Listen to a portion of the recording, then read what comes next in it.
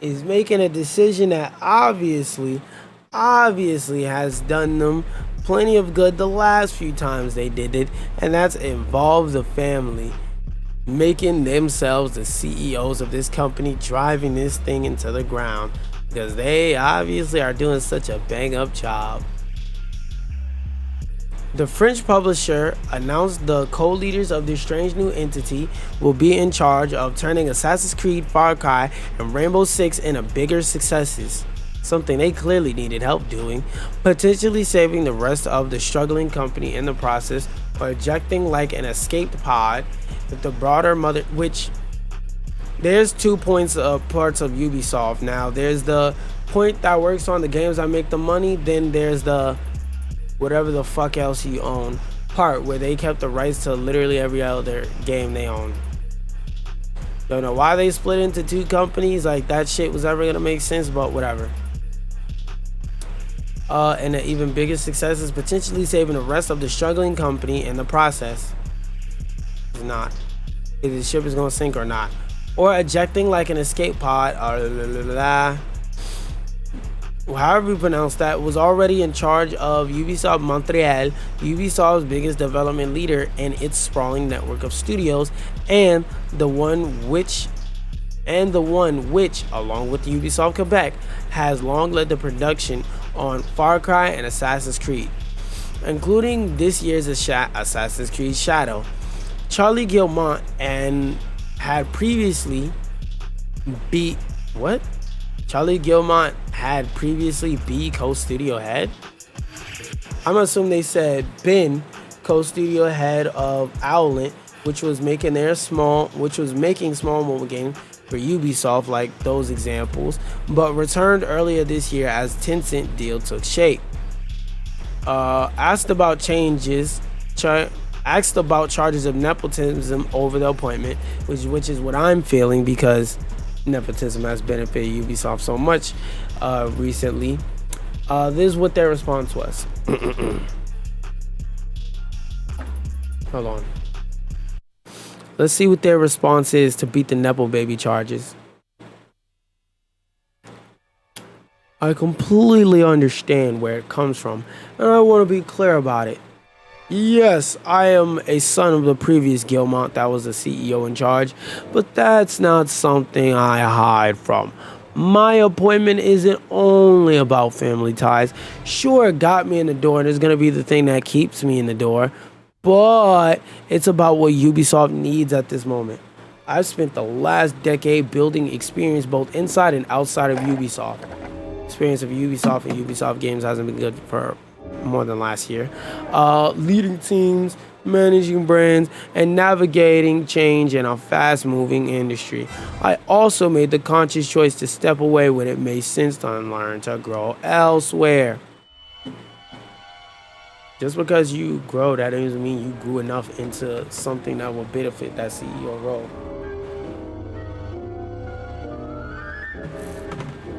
Just because you grew to understand how to talk to the press, that doesn't mean you grew to understand how to make a good game.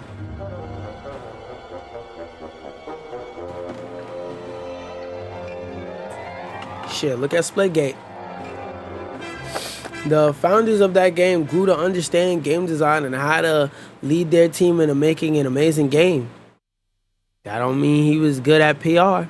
Nigga won't shut the fuck up saying dumb shit surrounding knowing that his name is attached to his game that had a chance to be at least popular in the gaming community. 80% of the people who play that game just fucking fled. They fled like roaches on the floor when you turn the light on. Crazy work. According to an internal memo reported by Insider Gaming, Charlie will be in charge of the gaming brands, meaning their game content, direction, and developmental needs as brands, as well as their marketing, commercial performance is all under him. So he's in charge of everything, the whole ship, the whole shebang.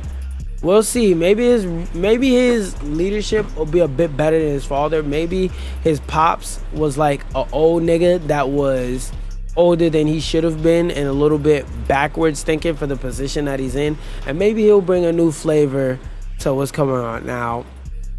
That's PR talk, y'all. I don't think this nigga's gonna do anything. But good public relations says you tell niggas what they want to hear, not what you actually hear. Meaning their game content, blah, blah, blah. Ubisoft was founded back in '86 by Yves and his four brothers, Christian, Claude, Gerard, and Michael. And the publisher has remained family-run through both hostile takeover attempts and sexual harassment freaky nigga scandals. I guess. I don't know why you need to mention a hostile takeover if they had multiple freaky nigga scandals. Earlier this month, former CCO received an 18-month suspended sentence.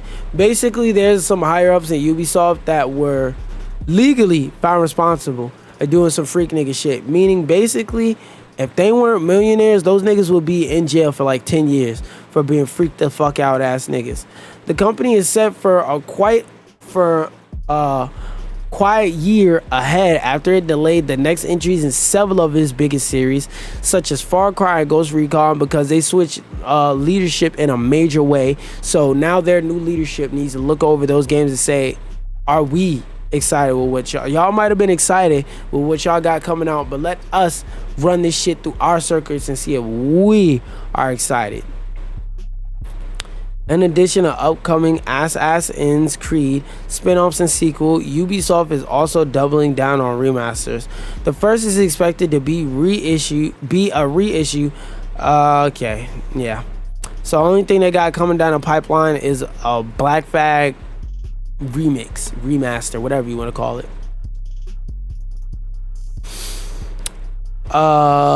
In the meantime, ongoing cost-cutting initiatives have continued hollowing out some of the company's better-known offices, which means they had to take money out of their moneymakers because they're so behind on debt and whatnot. They're having such a hard time making money. It's not looking good. And more layoffs at Red Storm Entertainment, where Tom Clancy games originated. And their update at 1:14 today, I think that was at 1:14 today, they added some additional information from Variety and Insider Gaming. That was kind of a useless update. I was gonna read this and talk about game ownership, but I don't care. We're gonna watch the game trailer for that, but we're not actually gonna read that. Put this there for a reason. This one I haven't read over this one, but apparently there was a Guilty Gear game in the works that's been canceled. Was it a fighting game or like some side game? Sources say the game's cancellation took place within the last couple of weeks. Blah blah blah. Nothing was specifically mentioned by those who spoke under the condition of anonymity. Guilty Gear is a fighting series. The in-development game has yet to be officially announced. However, this was meant to be the future of the series. One source said, back to the drawing board, but that, based on what they knew, it wasn't finished. So this is just a bunch of yap. Don't give a fuck. We're gonna watch these gaming trailers for today. Let's see what we got talking about on the horizon.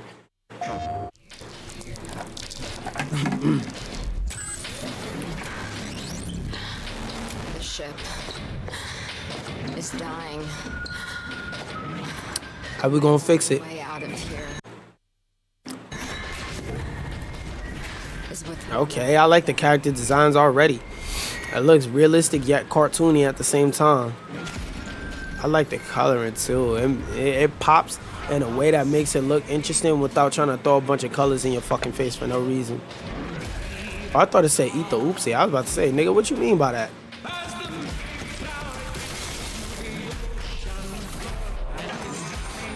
This game definitely looks aesthetically pleasing. I think we've seen this trailer before though, so this is mostly, well, not that we've seen this entire trailer, but I think we've seen most of the stuff they're showing in this trailer. Excuse me. But it's cool, but I have no idea, honestly, what the moment-to-moment gameplay looks like or much about the story. This game, from what I see, is probably gonna live or die based on how well the story is written. This one, being that I'm a flat platform fighter person, this is the only reason why I put it in here, and I want to talk about it. So apparently, this is supposed to be a new platform fighter that's releasing in 3 weeks. And they only have a couple of weeks to gather wish list. And unless I see this on Keymailer, that's the only way I'm gonna wish list this. But let's see if this shit is gas or not. Now, I'm not gonna judge it too hard off the art style because it's a more indie studio. And maybe this was the aesthetic they're going for, like that stick figure fighting thing. But let's see if anything they show in here looks interesting. Okay, I like this. This looks like very archetypey. Like it doesn't look very.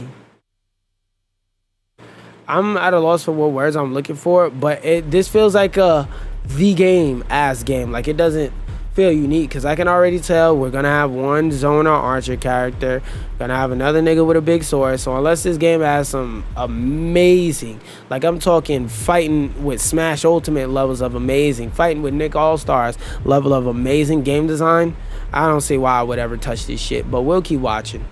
It's brand new, ain't gonna cut it. I don't know why the fuck you release this in August instead of now with less competition.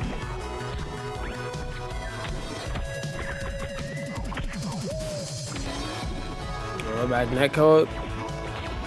At least you got that.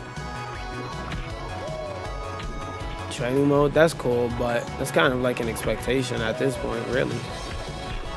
There are combos with rewarding mechanics. Yeah, but what are those mechanics? I don't want to hear you tell me how I'm going to feel about the fucking game. Replays, custom lobbies, quick play, team battle, stamina mode, and more. All standard for any platform fighter that comes out right now.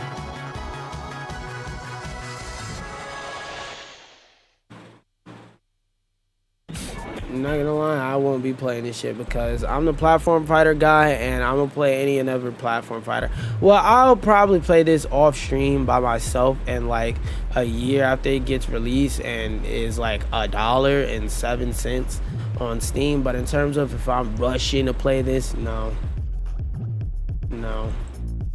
Not rushing to play that one. Neon Noodles, I don't know what the fuck this is, but I saw this trailer somewhere and I saved it. I'm not gonna lie, unless they got some different gameplay, which it looks like isn't the case, we're exiting out of this one. This one I heard about on a podcast. So let's see. I heard there's like an indie game that looks real cool, survival horror. I'll give it a chance. Oh, Blumhouse Games. Now I know why it's horror related. Let's see what other what type of mechanics or story they talk about. Because I like the aesthetic, but aesthetic alone isn't enough to get me to play a game. Let me rewind it and listen to what the fuck they were saying, because I was yapping over it. In this hour of darkness. This music bust. As the shadows of the abyss close in. This soundscape bust.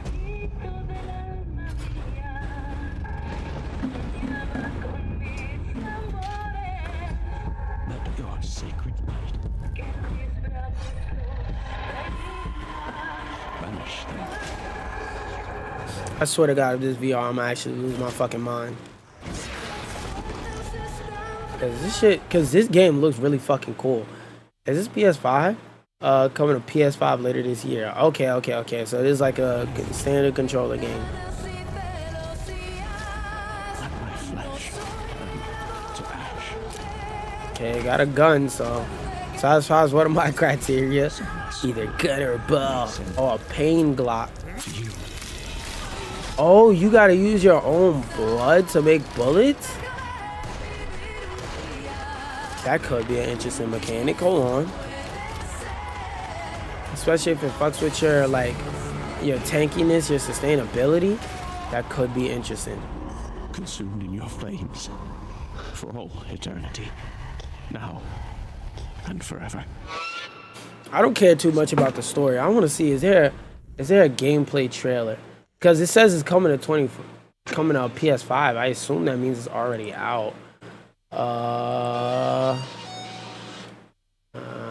let's see if there's any PlayStation review trailer, gameplay demo. Yeah, let's watch that. I want to see what this game plays like, because I'm a bit intrigued. That's a gun, so I'm happy. Back to the city. Where would could those mermaids be hiding? I'm gonna skip forward a bit.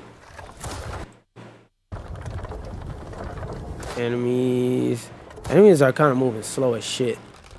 Feels very Resident Evil like. Okay, so what does it look like when he has to reload and shit? Can they get back up? Oh my god. So you gotta play this like an on-rail shooter. Shooting is very slow, but I understand it's supposed to be atmospheric. Burn in the name of the sun.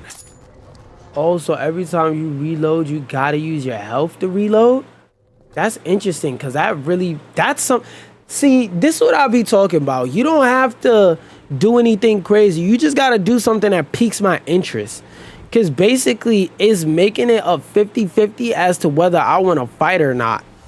Because if I choose to fight, I gotta give up some health. And then on top of that, I gotta not get hit. And I gotta make sure I land my shots. Because every shot I shoot takes away health. Every time I get hit trying to fight, takes away some of my health. It really makes the game actually scary. Wait, let's see how smart the AI is, because intelligent AI in games such as this really matters. Because if the AI is fucking stupid, then that makes it way less scary. The AI didn't think to, reach its arm through the door, even if it couldn't go inside specifically. And look at that. Oh, there's a parry in here too? Okay, so it's not just gonna be a whole bunch of die. There's gonna be skill rewarding mechanics. Okay. This actually is interesting. I'm starting to like it. Bro, the only thing that can make this game perfect for me is if this shit is not 200 hours. This a little 10-hour adventure. Oh yeah, I'm rocking with this. Shit. God forbid it's a lovely 5-hour adventure with a tight and concise, well put together story. Oh yeah, it's clip, nigga. Guide my path. In this hour. This game is actually activating my brain chemicals. I'm gonna keep this trailer up so I can remember the As the shadows. Oh, that's just the fuck. This is just the same commercial I watched. Yeah, that's the same shit that I just watched. So I'm gonna definitely keep my eye out on this one, and I'm gonna see if there's if I could get a game key to play this one, because that actually it's piqued my interest. That's how you do a game trailer. You show off some of the interesting stuff about the world, and you show some of the interesting stuff about the gameplay. Oh, is this about that Yasuke game I've seen already? The one that had the bad frame rate? Yeah, I've seen this already. Don't need to watch this. And tomorrow I'll do this tier list and play some games. That being said, peace out for today though.